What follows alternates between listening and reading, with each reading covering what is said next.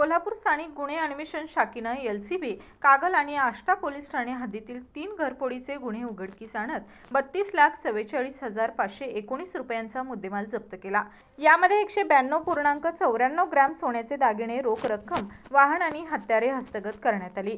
कागल येथील शिवनेरी पार्क परिसरातील घरफोडी प्रकरणी तपास करताना एलसीबीने सीसीटीव्ही फुटेज आणि तांत्रिक विश्लेषणाच्या आधारे मध्य प्रदेशातील सराईत आरोपी पवन उर्फ आर्या मधुरिया आणि रोहित कुमार पाल यांना सोलापूर जिल्ह्यातील वाडेगाव परिसरातून ताब्यात घेतलं।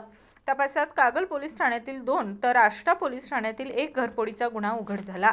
आरोपीकडून चोरीतील सोन्याचे दागिने, वाहन आणि गुन्ह्यातील हत्यारे जप्त करण्यात आली।